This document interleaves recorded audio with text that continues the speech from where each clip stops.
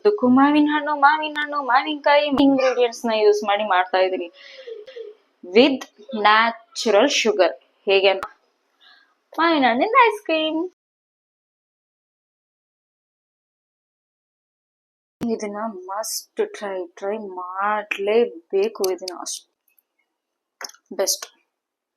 ನೀವು ಎಲ್ರು ನಮಸ್ಕಾರ, welcome to my YouTube channel stories of Rishi and Pooja. ಇವಾಗಂತೂ ಮಾವಿನ ಹಣ್ಣಿನ ಸೀಸನ್ ಬೇರೆ ಸ್ಟಾರ್ಟ್ ಆಗಿದೆ.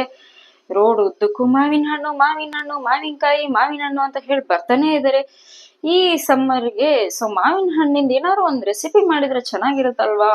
ಹೆಂಗು ಮಾವಿನಕಾಯಿ ಫುಲ್ ರೆಸಿಪಿನೇ ಒಂದು ಪಾರ್ಟ್ 1 ಪಾರ್ಟ್ 2 ಅಂತ ಹೇಳಿ ಮುಗಿಸ್ಬಿಟ್ಟಿದೀನಿ. ಸೊ ಮಾವಿನ ಹಣ್ಣಿಂದ ಏನಾದ್ರು ಒಂದ್ ಮಾಡೋಣ ಅಂತ ಹೇಳಿ ಐಸ್ ಕ್ರೀಮ್ ಮಾಡೋಣ ಅಂತ ಇದೀನಿ. ಇದಂತೂ ಸಣ್ಣವರಿಂದ ಹಿಡಿದು ದೊಡ್ಡವರಿಗೂ ಬಾಯಲ್ಲಿ ನೀರೇ ಬರ್ಸುತ್ತೆ, ಕರೆಕ್ಟ್ ಅಲ್ವಾ?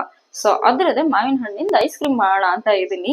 ಅದು ಜಸ್ಟ್ ಹೇಗಪ್ಪ ಅಂತ ಹೇಳಿದ್ರೆ 3 ಇಂಗ್ರೀಡಿಯೆಂಟ್ಸ್ ನ ಯೂಸ್ ಮಾಡಿ ಮಾಡ್ತಾ ಇದೀನಿ ವಿತ್ ನ್ಯಾಚುರಲ್ ಶುಗರ್. ಹೇಗೆ ಅಂತ ಗೊತ್ತಾ? ಈ ಡೇಟ್ಸ್ ಅಂದ್ರೆ ಖರ್ಜೂರನ ಯೂಸ್ ಮಾಡಿ ನಾನು ಐಸ್ ಕ್ರೀಮ್ ಮಾಡ್ತಾ ಇದ್ದೀನಿ. ಓಕೆ, ಸೊ 1 ಕಪ್ ಅಷ್ಟು ಖರ್ಜೂರ ತಗೊಂಡಿದ್ದೀನಿ, 2 ಮಾವಿನ ಹಣ್ಣು ತಗೊಳ್ತೀನಿ ಅಂಡ್ 1 ಬೌಲ್ ಅಷ್ಟು ಹಾಲು ತಗೊಳ್ತೀನಿ. ಈ 3 ಇಂಗ್ರೀಡಿಯೆಂಟ್, ಜಸ್ಟ್ 3 ಇಂಗ್ರೀಡಿಯೆಂಟ್ ನ ಯೂಸ್ ಮಾಡಿ ಹೇಗಪ್ಪ ಇವಳು ಐಸ್ ಕ್ರೀಮ್ ಮಾಡ್ತಾಳೆ ಅಂತ ನೀವು ತಿಳ್ಕೊಬೇಕಾ? ಶುರು ಮಾಡೋಣ. ಅದು ಈ ಮಾವಿನ ಹಣ್ಣು ನೋಡಿ ಬಾಯಲ್ಲಿ ನೀರೇ ಬರ್ತಾ ಇದೆ. ಐಸ್ ಕ್ರೀಮು ಬೇಡ, ಜಸ್ಟ್ ಹಂಗೆ ತಿನ್ಬಿಡೋಣ ಅನ್ಸುತ್ತೆ. ಸಮ್ಮರ್ ಅಲ್ವಾ, ಚೆನ್ನಾಗಿರುತ್ತೆ ಐಸ್ ಕ್ರೀಮ್ ಎಲ್ಲ ತಿಂದ್ರೆ. ಶುರು ಮಾಡೋಣ ಮಾವಿನ ಹಣ್ಣಿಂದ ಐಸ್ ಕ್ರೀಮ್. ಸೊ ನಾನು ಇವಾಗ ಕಡಾಯಲ್ಲಿ 1 ಕಪ್ ಅಷ್ಟು ಹಾಲು ತಗೊಳ್ತಾ ಇದ್ದೀನಿ.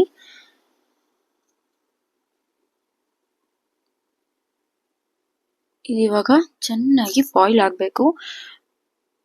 1 ಕಪ್ ಅಷ್ಟು ಹಾಲು ತಗೊಂಡಿದ್ದೀನಿ ಅಂತ ಹೇಳಿದ್ರೆ ಅಟ್ಲೀಸ್ಟ್ ಅದು 1/4 ಕಪ್ ಆಗುವಷ್ಟು ಬಾಯ್ಲ್ ಆಗ್ಬೇಕು.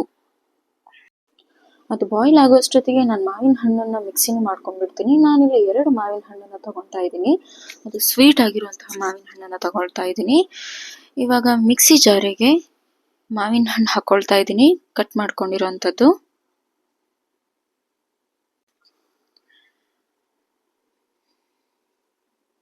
ಇದ್ರ ಜೊತೆಗೆ ಈ ಬೀಜ ತೆಗೆದಿಟ್ಕೊಂಡಿರುವಂತಹ 1 ಕಪ್ ಅಷ್ಟು ಖರ್ಜೂರ ಕೂಡ ಹಾಕೊಳ್ತಾ ಇದ್ದೀನಿ. ಇದಿವಾಗ ಚೆನ್ನಾಗಿ ಗ್ರೈಂಡ್ ಮಾಡ್ಕೊಂಡ್ಬಿಡ್ತೀನಿ. ಫುಲ್ ಪೇಸ್ಟ್ ಆಗಿ ಗ್ರೈಂಡ್ ಮಾಡ್ಕೊಂಡ್ಬಿಡ್ತೀನಿ ನಾನು. ಹಾಲು ಕೂಡ ಚೆನ್ನಾಗಿ ಬಾಯ್ಲ್ ಆಗ್ತಾ ಇದೆ, ಮಲೈ ಕೂಡ ಫಾರ್ಮ್ ಆಗ್ತಾ ಇದೆ. ಈ ತರ ಮಲೈ ಇರೋಂಥ ಹಾಲು ಹಾಕಿದ್ರೆ ಐಸ್ ಕ್ರೀಮಿಗೆ ಫುಲ್ ಕ್ರೀಮಿಯಾಗಿ ಸಾಫ್ಟ್ ಆಗಿ ಐಸ್ ಕ್ರೀಮ್ ಫುಲ್ ಟೇಸ್ಟಿಯಾಗಿ ಬರುತ್ತೆ.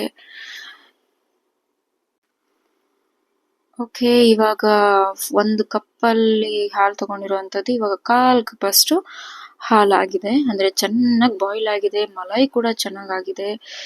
ಇದು ಇವಾಗ ಒಂದ್ ಸ್ವಲ್ಪ ಹಂಗೆ ಆರ್ಲಿ. ಸೊ ಇವಾಗ ಮಿಕ್ಸಿ ಜಾರಿಗೆ ಹಾಲು ಹಾಕೊಂಡು ನಾನು ಪೇಸ್ಟ್ ಕೂಡ ಮಾಡ್ಕೊಂಡಿದ್ದೀನಿ. ಇವಾಗ ಒಂದು ಬೌಲ್ನಲ್ಲಿ ನಾನು ಮಿಕ್ಸಿ ಮಾಡ್ಕೊಂಡಿದ್ದೀನಲ್ಲ ಮಾವಿನ ಹಣ್ಣು, ಖರ್ಜೂರ ಮತ್ತೆ ಈ ಹಾಲು ಹಾಕೊಂಡಿರೋಂತಹ ಪೇಸ್ಟ್ನ ನಾನು ಹಾಕೊಳ್ತಾ ಇದ್ದೀನಿ. ಇದಕ್ಕೆ ಮೇಲ್ಗಡೆ ಗಾರ್ನಿಶಿಂಗಿಗೆ ಅಂತ ಹೇಳಿ ಮಾವಿನ ಹಣ್ಣನ್ನ ಚಿಕ್ಕದಾಗಿ ಹೆಚ್ಕೊಂಡಿದ್ದೀನಿ. ಅದನ್ನ ಇವಾಗ ಮೇಲ್ಗಡೆ ಹಾಕೊಂಡ್ಬಿಡ್ತೀನಿ. ಇದ್ರ ಜೊತೆಗೆ ಗೋಡಂಬಿ ಕೂಡ ಸಣ್ಣದಾಗಿ ಕಟ್ ಮಾಡ್ಕೊಂಡು ಅದನ್ನು ಹಾಕೊಳ್ತಾ ಇದ್ದೀನಿ ಆ್ಯಂಡ್ ಪಿಸ್ತಾ ಕೂಡ ಆ್ಯಡ್ ಮಾಡ್ಕೊಳ್ತೀನಿ. ನೀವು ಬೇಕು ಅಂತ ಹೇಳಿದರೆ ಬಾದಾಮಿನೂ ಹಾಕ್ಕೊಳ್ಬೋದು, ಸಣ್ಣದಾಗಿ ಹೆಚ್ಕೊಂಡು ಖರ್ಜೂರನೂ ಹಾಕ್ಕೊಳ್ಬೋದು, ಚೆನ್ನಾಗಾಗುತ್ತೆ. ಇವಾಗ ಇದನ್ನ 8 to 10 ಅವರ್ಸ್ ಫ್ರೀಸರಲ್ಲಿ ಇಟ್ಬಿಡ್ತೀನಿ.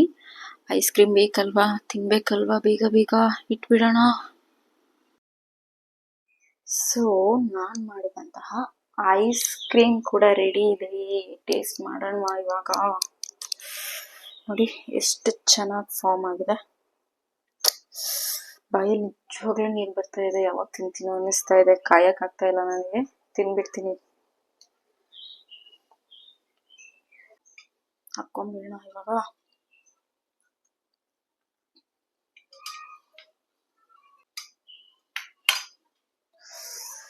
ನೋಡಿ ಎಷ್ಟು ನಿಜವಾಗ್ಲೂ ಎಷ್ಟು ಕ್ರೀಮಿ ಅನ್ನಿಸ್ತಿದೆ ಗೊತ್ತಾ ನೋಡೋದಿಕ್ಕೆ. ಟೇಸ್ಟ್ ಮಾಡ್ಲಾ?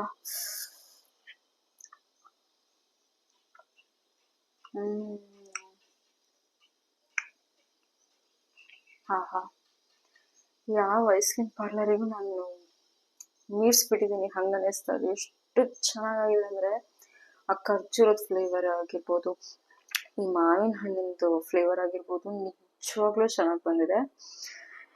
ನೀವು ಇದನ್ನ ಮಸ್ಟ್ ಟ್ರೈ ಮಾಡಲೇಬೇಕು. ಇದನ್ನ ಅಷ್ಟು ಚೆನ್ನಾಗಿ ಬಂದಿದೆ, ಮಾತ್ರ ನಿಜವಾಗ್ಲೂ ಚೆನ್ನಾಗಿ ಬಂದಿದೆ.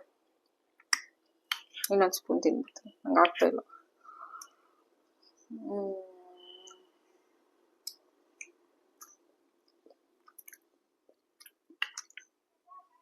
ಸೂಪರ್. ಇನ್ನೊಂದೇನಂತ ಹೇಳಿದ್ರೆ, ನೀವು ಮಾವಿನ ಹಣ್ಣು ತಗೊಂತೀರಲ್ವಾ, ಅಪ್ಪಿ ತಪ್ಪಿ ಅದೊಂದು ಚೂರು ಹುಳಿ ಇತ್ತು. ಇವಾಗೆಲ್ಲ ಒಂದು ಸ್ವಲ್ಪ ಹುಳಿ ಬರುತ್ತೆ ಒಂದೊಂದು ಮಾವಿನ ಹಣ್ಣು. ಅವಾಗ ಏನ್ ಮಾಡಿ ಅಂತ ಹೇಳಿದ್ರೆ, ಈ ಬೆಲ್ಲ ಇರುತ್ತಲ್ವಾ, ಬೆಲ್ಲನ ಯೂಸ್ ಮಾಡಿ, ಶುಗರ್ ಯೂಸ್ ಮಾಡಬೇಡಿ, ಬೆಲ್ಲ ಯೂಸ್ ಮಾಡಿ. ಓಕೆ, ಮಾವಿನ ಹಣ್ಣೆ ಫುಲ್ ಸ್ವೀಟ್ ಇತ್ತು ಅಂತ ಹೇಳಿದ್ರೆ ಯಾವ ಬೆಲ್ಲನೂ ಬೇಡ.